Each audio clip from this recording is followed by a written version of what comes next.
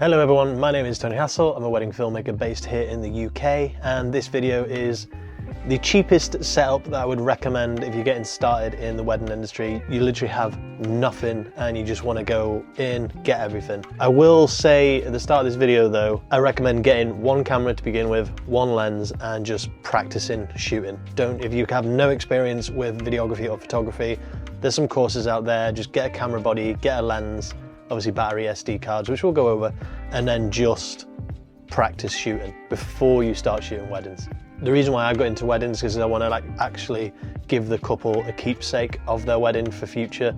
My biggest thing for them is so when they watch it in 30 years time, they get to see and hear those people that may no longer be with us. So just being able to hear those people properly and be able to see them as they were back in that day. That's my reasoning for getting into weddings. Your reason could be totally different.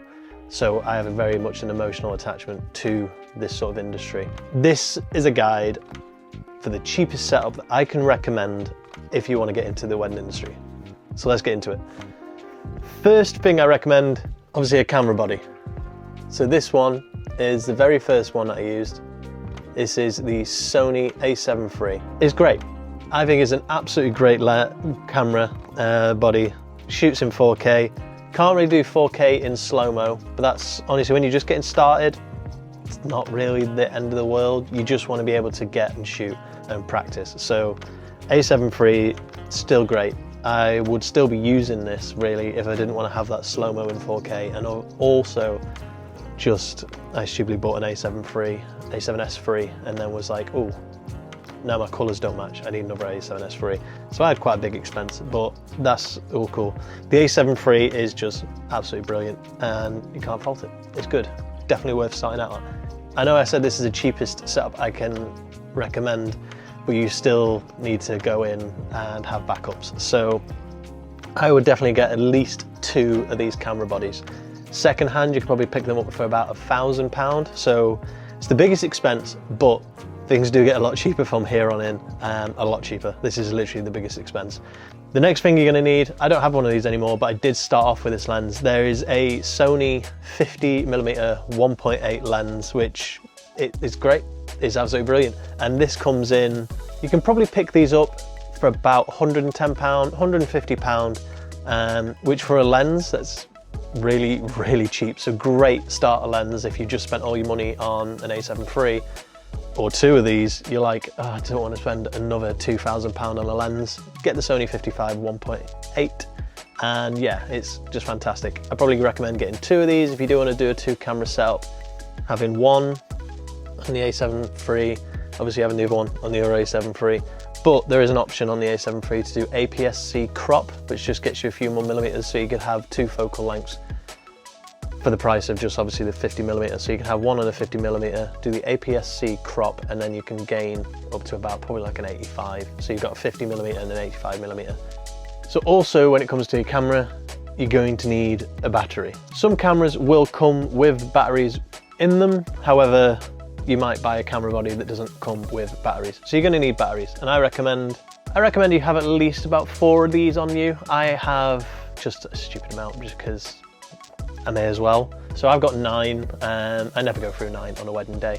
But if you shoot in 4K, then the batteries will go quite quickly, especially if it's a hot day, your battery will run out quite quickly. So I think 4 batteries would be enough. Say 4, possibly 5, but yeah, let's go for 4 for now. And you can probably pick these up probably around £45 each second hand. I'm going to recommend getting something second hand just because people get into this industry and just give up. So there's a lot of good stuff out there for secondhand. You should probably pick these up for about £45, which totals at £180. So those is for the 4 batteries. SD cards, there's loads out there, just a ridiculous amount, different brands. You've got like V30, V60, V90, you've got all these different things on there. Do I get a 128GB? Do I get a 256GB? Do I get a 512GB? So many different things. I recommend for now, just get SanDisk, 256GB, and the V30. If you're shooting on the A7 III, you don't need these V60 or V90s. V30 will be absolutely fine. So yeah, get about 4 of these, because what you can do on the A7 III is you can record to both the memory SD card slot 1 and SD card slot two at the same time. So if one SD card dies or breaks or whatever, you've still got that footage saved on the other SD card. So you probably, if you've got two cameras, need 4 SD cards all in all. Probably around £37 each, which will get you to £148. So now you have the full setup and you can film and record. But there are a few other things that we need to go through, and the next thing is audio equipment. If you're just getting started off, then I recommend getting some secondhand Sony TX650s, or if you want to buy brand new, obviously go for the Sony TX660s. So many daft names, but yeah, you want this. So what I'm recording on now is the Sony TX660.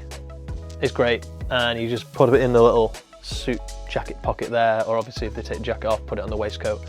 And normally when it comes to toasts, there's 3 speeches. Normally father of the bride, groom, and best man.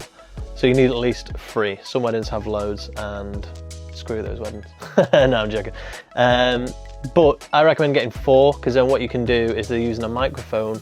You can just get some electrical tape and you can tape one of the Sony's TX660s to the microphone. So then if there is more than 3 speeches, that mic's being passed around with the Sony TX660, you're picking up all the speeches then.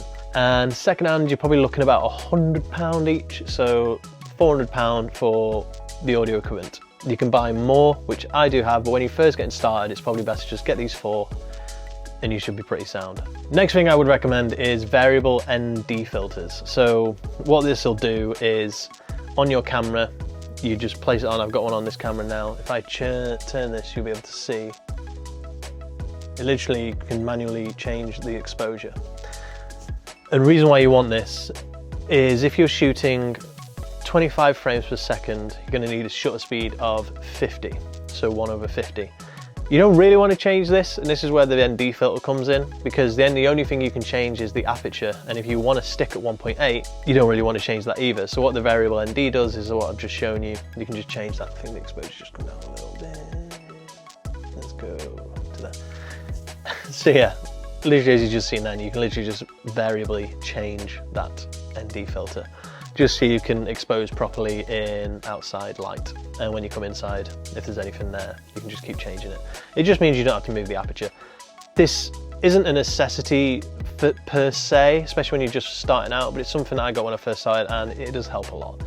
Variable NDs, depending on the lens you've got, are going to be around £50. They can go up to about 150, but for now, let's just give a rough guide of £50. You've got 2 cameras, so you need 2 of these, so you're probably looking at about £100 for variable NDs. And the last thing is you're going to need some tripod, what I've got my camera on now.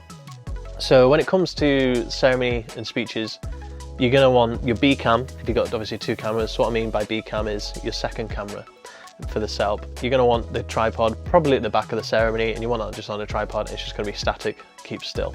For your A cam, you can go on another tripod if you wish, or you can go handheld. I've done that before, don't like it. I use a monopod, but when you're first getting started, you can just go handheld. It's not too much of an issue. So yeah, tripods, probably around £25 to £50 each. So anywhere from like £50 to £100 just on tripods. For the ceremony speeches, it's nice and easy. Just get one on the speaker, one on the couple. That's fine. If you were to do 3 camera setups, then you can have another camera on the guests, but I only ever do 2 angles for the speeches, or toasts, whichever you like to call it. So cool, that is probably the cheapest setup that I can recommend if you're just getting started, and then it's just a case of going out there, filming, practicing, seeing what works, watching other wedding films and seeing where it looks like they're placing their cameras where they are, maybe purchasing some courses and really learning about how to navigate your way through a wedding. So the final price for what I can recommend comes in at £3,228.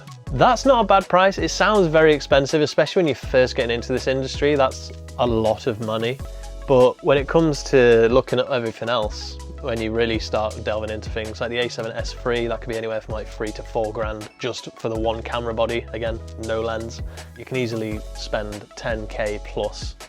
But this is to try and keep that cost down as much as I can for you whilst you're first getting started. So yeah, £3,228.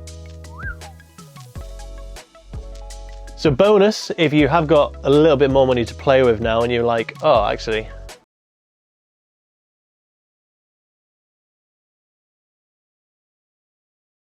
I've got one just because everyone's got a drone and people ask.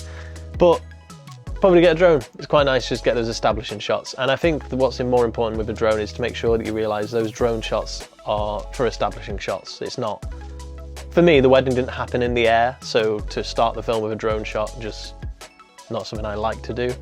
I like to add in that drone shot where appropriate in the film, like I say, to do an establishing shot. Some people like to establish their films just chronologically, so it makes sense to do that drone shot at the beginning. I don't really do that with my films, so drone shot goes elsewhere. But you can get a drone.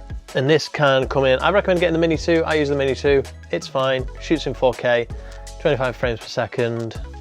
I'm only on the screen for a little bit, so it doesn't really matter too much about how good the quality is.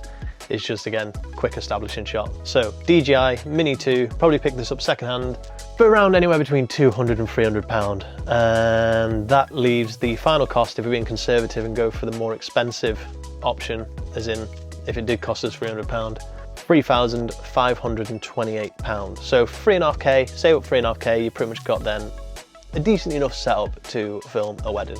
So as you go, you can keep upgrading stuff and making sure that then you've got the equipment you need to produce the films that you want. But this will all come in time the more and more you just film and watch other people's wedding films and really go for know what sort of style you're after. But like I said at the beginning of this video, probably recommend just getting the one body, one lens, SD card and a battery and just practicing. Just practice, practice, practice and get used to that 50mm lens. Get used to using a camera. Have a look at my camera settings video just so you can have a little look there. Don't try and overcomplicate things. Do one thing at a time. Keep everything simple. And yeah, just practice. So cool, thank you very much for watching this video. I know it's quite a lengthy one, but I really wanted to give you guys more of a good insight in the cheapest setup in which I could recommend. So cool, thank you very much for watching. Really appreciate it. Please drop it a like, please drop it a subscribe, and I will see you in the next one.